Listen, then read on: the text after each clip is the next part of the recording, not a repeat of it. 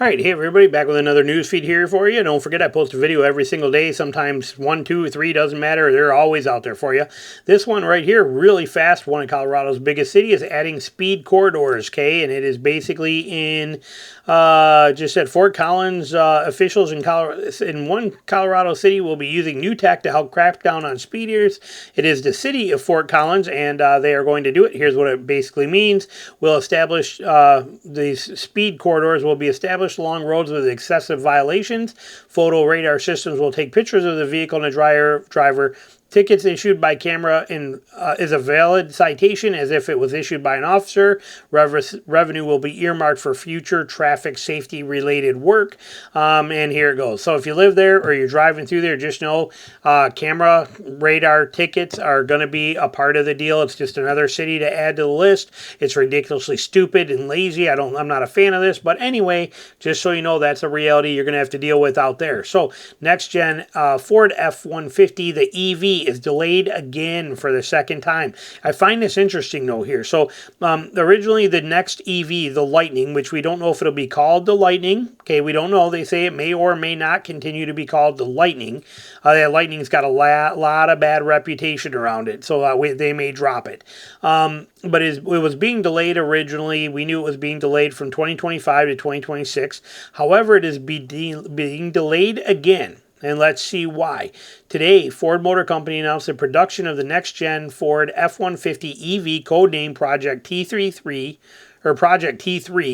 has been delayed for a second time to the second half of 2027, which basically means it's going to be a 2028. So it got pushed back from 2025 to 2028. 3 years, huge jump. The automaker noted that is working on taking all of the feedback it receives from the F-150 Lightning customers and making a better product in that regard with features and experiences never seen on any Ford truck. A list that includes bi-directional charging capability and advanced aero. I'm assuming aerodynamics. The delay is also intended to take advantage of the falling battery prices as the market continues to take shape, which the automaker is capitalizing on by developing its own low-cost EV platform that figures to benefit the next generation of the Ford F-150 EV. And Farley provides us with a few clues what we can expect from it. Nothing that has futuristic style or that reminiscent. You just go on to blah, blah, blah. We know nothing yet. But anyway, point being, they are delaying it again. And the reason they are going to delay it is because they want tech to catch up. They're like, if we kick it back for another 3 years, which is basically what they're doing here, but if we kick it back 2.5, 3 years, then we can save a lot of money on the materials and the stuff that are in it so we can increase profitability. They're saying it so that they can take your feedback from the Lightning and make some changes, probably a little bit, but mainly they're not going to give it to you because you're going to be stuck with the Lightning that exists now because they're going to delay this so that they can bring it out much cheaper or make more profit on it when they do and take advantage of future technologies. Next one on here we're covering right here. Quickly, Korea is banning fully charged EVs from parking in garages again because these things are catching on fire.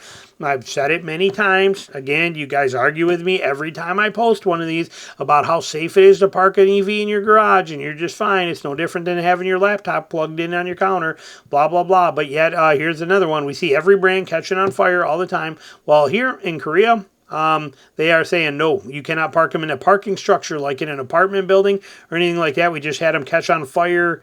Are they going to show you? Yeah, look at this. Okay, they just had them catch on fire.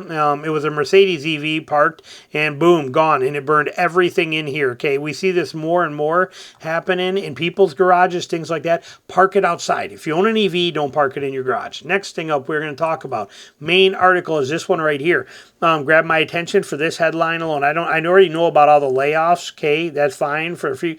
We've been hearing that. My news feed's loaded with it, but this. Uncertainty looms as UAW fears shift of Ram 1500 production to Mexico.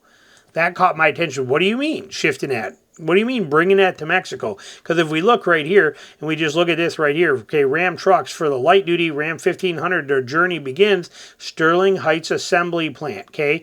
I know it. Used to drive by it daily. Used to live right by there, okay? And that's where the Ram 1500 is made. They got this Ram sitting out there in front of these angled big steel things, and it's a big deal there, okay?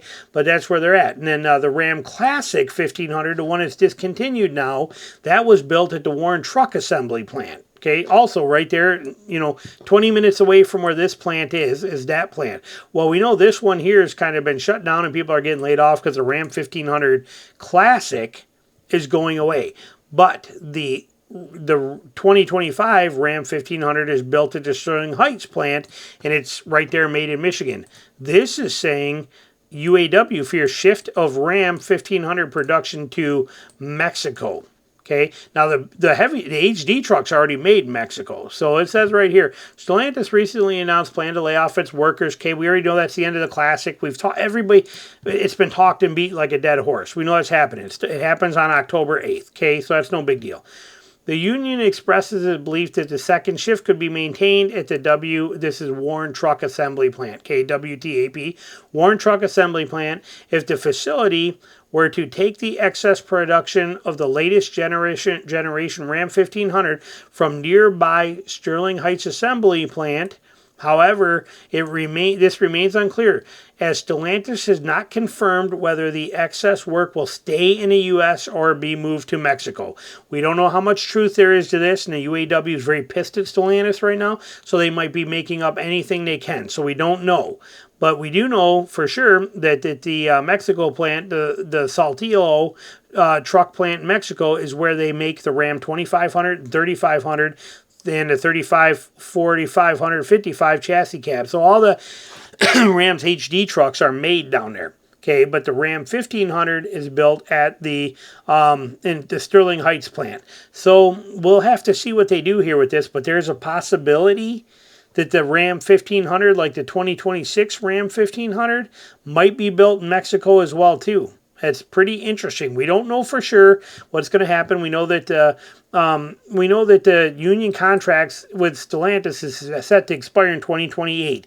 That guarantees that the stuff that they gave the UAW on a list for when the Gladiator is its lifeline, the Wrangler's lifeline, the new whatever it is, J20 or J120, I don't remember what it is, but the new platform of the Wrangler, whatever it is, it comes out in the Wagoneer and the Ram 1500. We know all this stuff has been written out on what to expect through 2028. So I don't know how much this can do or what can happen with it, but it's pretty interesting. And Stellantis has not made a final decision yet regarding the allocation of excess production capacity, but the situation highlights the broader challenges facing the company's U.S. manufacturing operations.